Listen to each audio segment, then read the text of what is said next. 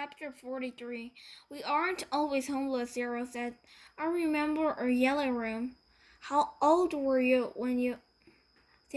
Stanley started to ask, but couldn't find the right words. Move out? I don't know. I just have been real little, because I don't remember too much. I don't remember moving out. I remember standing in a crib with my mother singing to me. She held my wrist and made my hands clap together. She used to sing that song to me, that one you sang. It was different, although. Throat spoke slowly as if searching his brain for memories and clues. And then later, I know we lived on the street, but I don't know why we left the house. I'm pretty sure it was a house and not an apartment. I know my room was yellow. It was a little late afternoon. They were resting in the shadow of the dump. They had spent the morning picking onions and putting them in the sack. It didn't take long, although still that they had to wait another day before heading down the mountain. They wanted to leave at the first hint of daylight, so they'd have plenty of time to make it to Camphor Lake before dark. Dylan wanted to be sure he could find the right hole. Then they would hide by it until everyone went to sleep. They would dig for as long as it seemed safe, and not a second longer. And then, treasure or no treasure, they'd head up the dirt road. It was absolutely safe. They tried to steal some food and water from the camp kitchen. I'm good at sneaking in and out of places, Zero said. Remember, Stanley had warned. The door to the rec room squeaks. Now he lay on his back, trying to save his strength for the long days ahead. He wondered what happened to Zero's parents, but he didn't ask. Zero didn't like answering questions. It was better to just let him talk when he felt like it. Stanley thought about his own parents.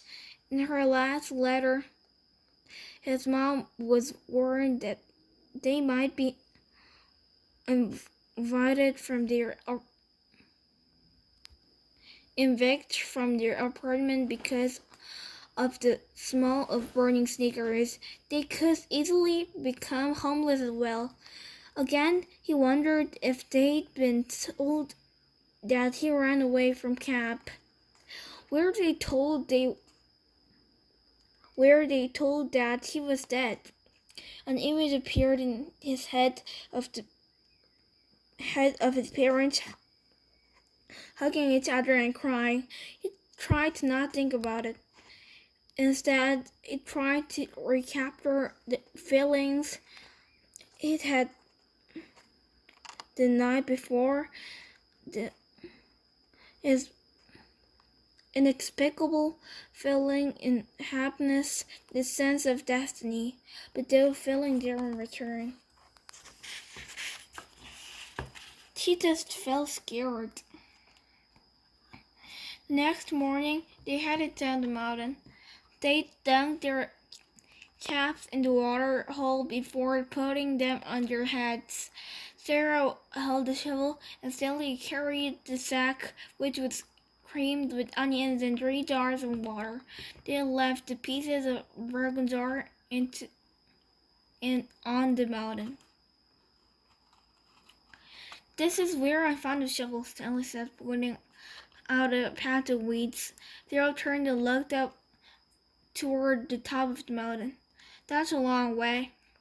You're light, Stanley said. It's already torn up everything that was inside your stomach. He shifted the sack from one shoulder to the other. It was heavy. He stepped on loose rocks, slipped, then fell hard. The next thing he knew, he was sliding down the steep side of the mountain. He dropped the sack and the onions spilled around him. He slid into a patch of weeds and grabbed onto a thorny vine. The vine ripped out of the earth, but slowly him enough so that he was able to stop himself. "Are you all right?" Sarah asked from above. Stanley groaned as he pulled a thorn out of the palm of his head. "Yeah," he said. He was all right. He looked worn more hand. "Yeah," he said. He was all right. He was worried more about the jars of water. Sarah climbed down after him, retrieving the sack along the way. Stanley pulled some thorns out of his paint legs. The jars hadn't broken. The onions had protected them like strife-form packing metal. "Glad you didn't do that when you were carrying me," Zero said. They'd lost about a third of onions, but recovered many of them as they continued down the mountain. When they reached the bottom, the sun was just rising above the lake. They walked directly toward it.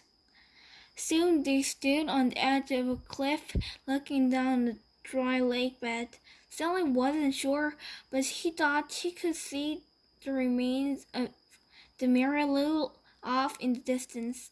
"You thirsty?" Stanley asked. "No," said Zero. "How about you?" "No," Stanley lied.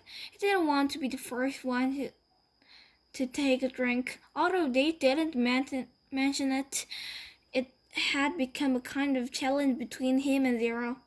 They climbed down into the frying pan. It was a different spot from where they had climbed up.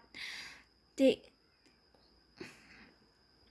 eased themselves down from one ledge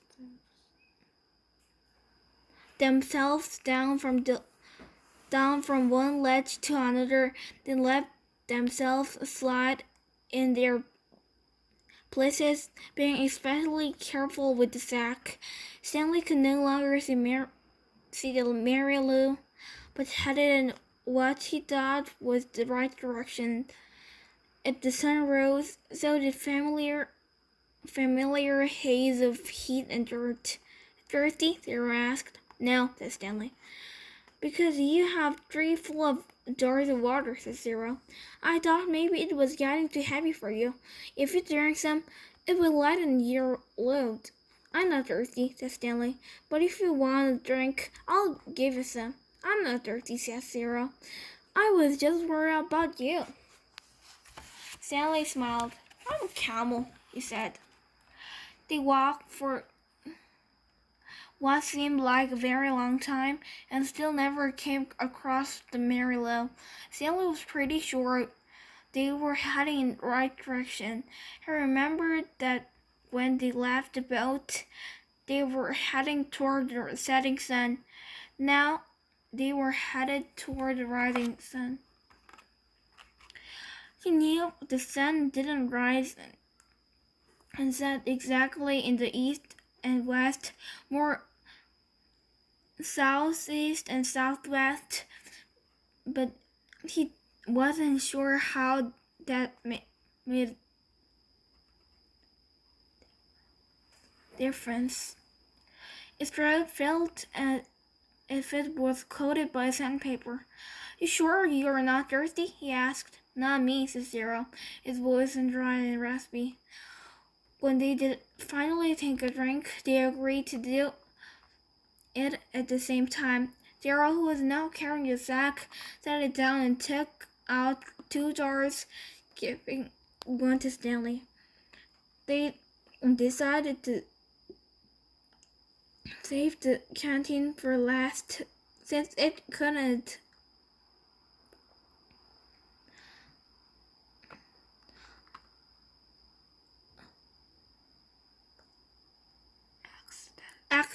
accidentally break. "You know I'm not thirsty," Stanley said. and as he unscrewed the lid. I'm just drinking so you will. I'm just drinking so you will, said Zero.